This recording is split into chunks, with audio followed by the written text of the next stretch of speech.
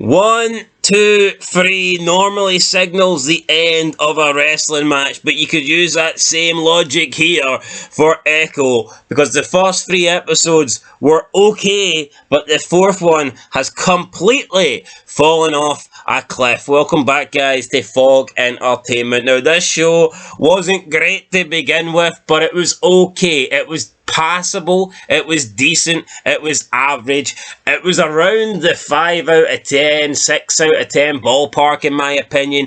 It was never going to blow anyone away, but at least it was a little bit entertaining, it was a little bit fun. Episode 4 though just completely takes all of that away. In the first 3 episodes, we had cool locations, we had some fight scenes, I thought the music was okay, we had Maya jumping on a train, you did the big showdown in the bowling alley, you had stuff. The first episode was so action-packed and fast-paced, a lot of things happened. Was the quality great? No, but the episodes are going really quick, and you were getting a lot of shit happening, so it was like not too bad. But this 4th episode, yes, it was still quick in terms of the episode didn't last long, but it was dragged out and absolutely nothing happened. So we begin where we started, or we ended off the last episode with Maya and Fisk being face to face. Fisk's men then restrain Maya while Fisk puts some little eye contact in her, and now she can read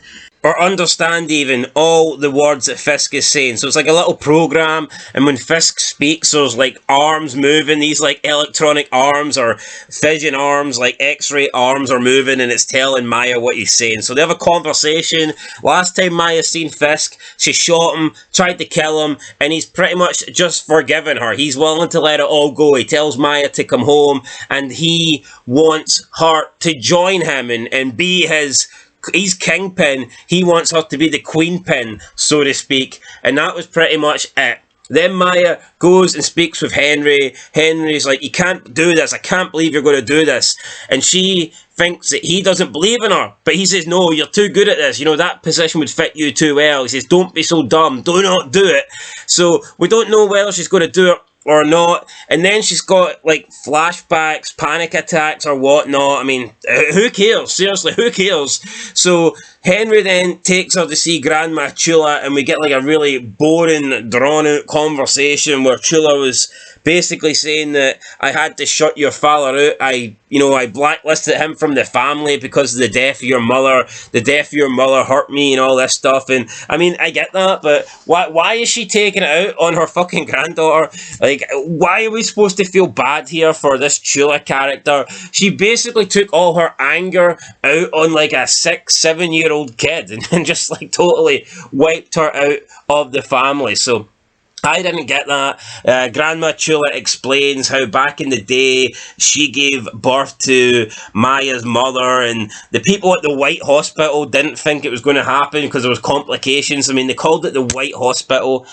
Low-key racism here. So we see like a flashback where Chula gives birth to Maya's mother out in the forest or some shit like this.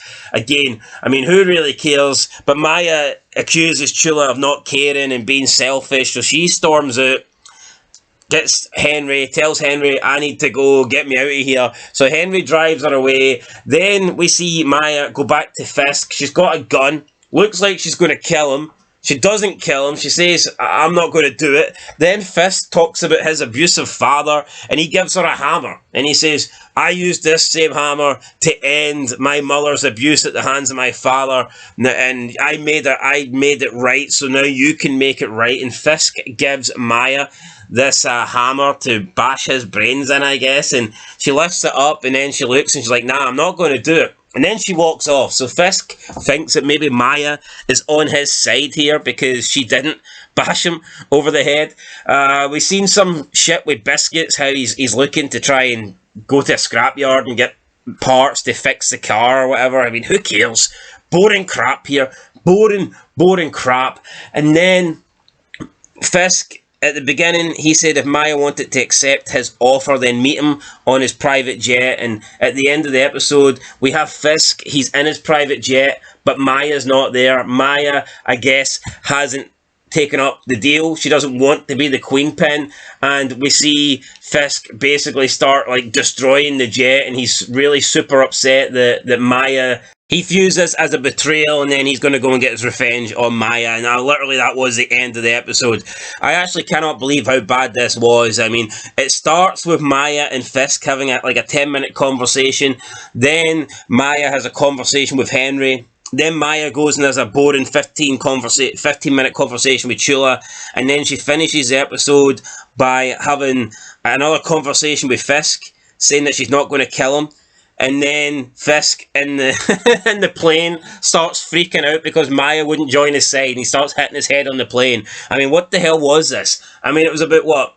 If you take away the outro, it was about 35 minutes. Take away the intro, probably another couple of minutes there. So you're looking at maybe a 32-minute episode, but we also had flashbacks in the middle, and then of course we had the flashback at the beginning, and the flashback at the beginning was Fisk.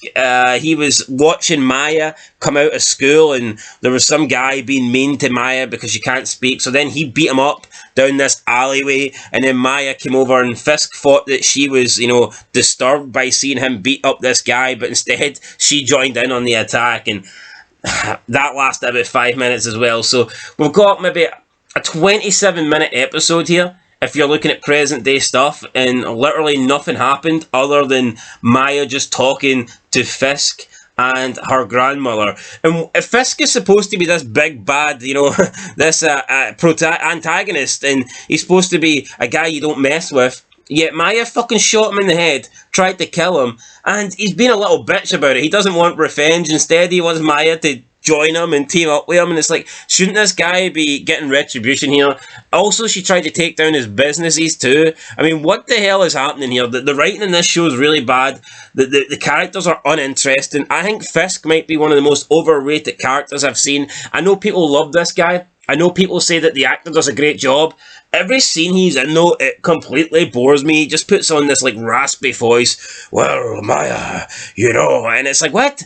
No, it sucks, honestly, man. It fucking sucks. Maya, she doesn't speak. So this was just like a 27-minute episode of sign language because she doesn't actually talk. So it was like 27 minutes of sign language. But the actress her facial expressions are the exact same throughout the entire episode and throughout the entire series, to be fair. I mean, surely if you can't talk, then you need to work on other aspects of your game. She's relying on sign language.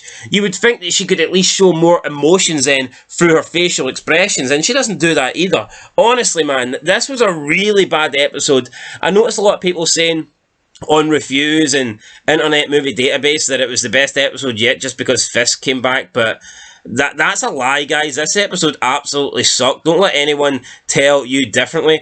I am going to give it a 3 out of 10. I mean, it was borderline it was almost awful.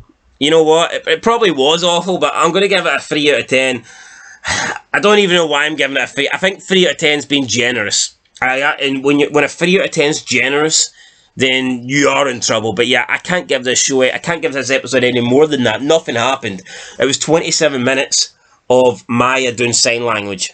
That's it. So, there you go, guys. I'm not looking forward to the finale. And like I said, this show's not great. I'm not saying the first 3 episodes were masterpieces or great television.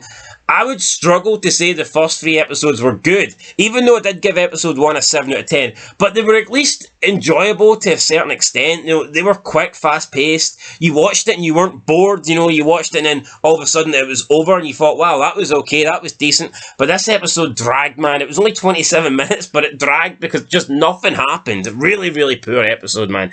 And it's only going to be downhill for here. I don't see how the finale saves this, guys. 3 out of 10. I'll catch you in the next one. Till then, though, peace.